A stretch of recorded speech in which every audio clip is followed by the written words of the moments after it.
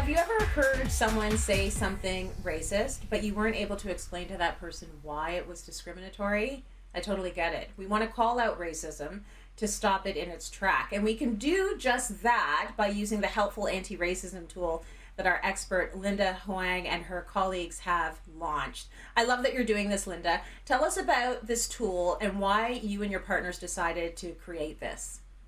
Yeah, Tracy, I have been speaking out against racism a lot more in the last few years, and something that kept coming back, the feedback that I kept hearing from others, was that it was really helpful when I put to words why something was racist, and that helped them put words to why something might be racist. And that's really powerful, that ability to confidently articulate why something is wrong.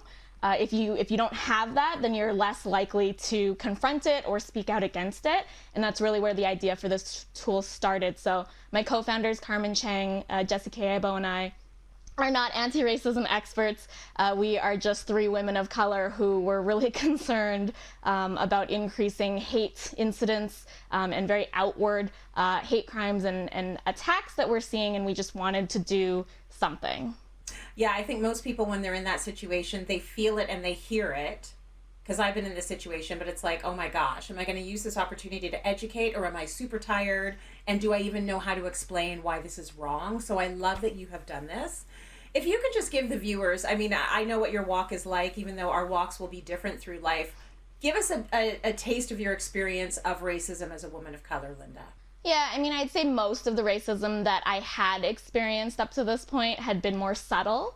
And those are harder to call out. So things like people mistaking me for other Asian women, because apparently all Asian women look the same.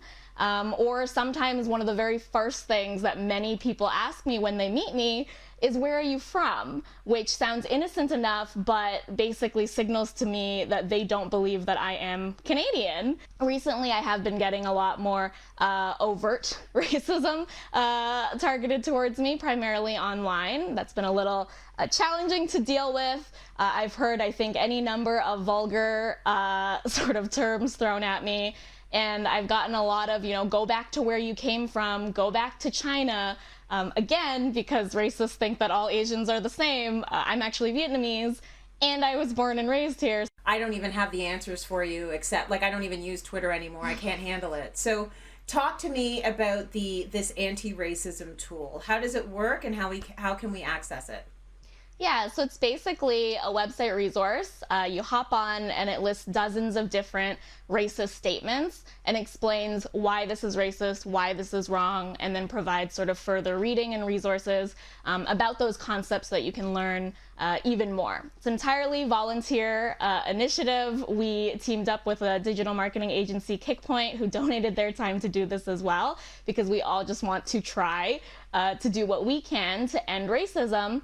And how we want to do that, or how we think we can do that, is, again, giving people a voice, or giving people those words to speak out. So a lot of the statements, I think, will surprise people because you've probably said it, you've probably thought it, and it sounds, nice enough, innocent enough. But again, that casual racism is the one that can fester and grow unchecked, because people, because it's not outwardly racist. So things like, I don't see color sounds nice enough. Oh, that's great. You don't see color, when actually what that does is reject the lived experience of so many people. And it's okay to be different. The point is that the differences should not result in hate or harm or disadvantages. So we don't actually want you to not see color. We want you to see color, but not, hate people for that color. And then something that comes up all the time is when people say, the solution to racism is just being kind to one another. Let's just all be kinder. And kindness is great. But kindness without actually actively trying to call out and speak out against racism will not end racism. So yeah, a lot of these statements are more subtle, but I think that's kind of where the tool is trying to target at, is it's those everyday situations that you're probably going to hear or come across, and that's what you have to speak out against. I love that you're arming folks with the tools and the language to deal with it, because oftentimes you're in a situation where you're not expecting to have a comeback. And if you haven't been, sort of looking at this sort of information and educating yourself, it's really difficult to come up with what to say. Okay, what kind of responses do you get when you politely let people know about their racist statements or questions? Because you have to take on a lot if you're willing to go there in the ring and say that was racist. Absolutely, yeah. We've actually found the majority of people, Tracy, are good people. And usually when they have been informed that something they've said is hurtful or harmful, they apologize. They say, I didn't know that. I am going to learn more about that. I don't want to hurt or harm others with my words. So let me sit and reflect on that and grow, learn from this experience. That's probably the most normal response.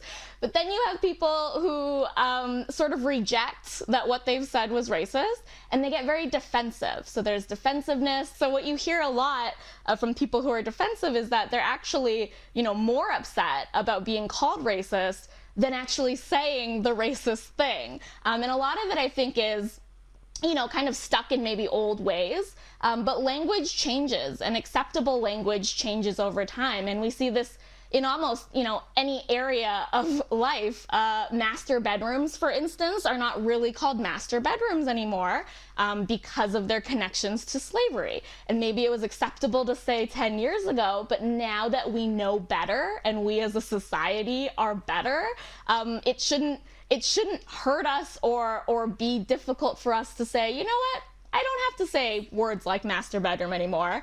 All of us have internalized racism because society itself is inherently racist. Our systems were built on racism. And so it's okay to admit that you don't know everything and that maybe you didn't realize something was racist or wrong. But it's how you react, I suppose, that changes that changes the situation. You're either willing to grow and learn and stop saying or doing what you're doing, or you're going to reject, get defensive, get angry, and then say you're not racist, but you're not willing to commit to any anti-racism. Listen, I want to give everyone the name of the tool. It's Stop Race-Based Hate, and we love that you have done this with your partners there, Linda. Incredible. And I'm going to pick one thing that you said. People are inherently good, but you just need to do the work. We all do. We're all swimming in the sea of racism. Yeah. Me too, you too, we're all in it. So you just got to do the work and be a little bit less defensive. Linda, thank you so much for that. We appreciate your work on this initiative and speaking with us here on Cityline about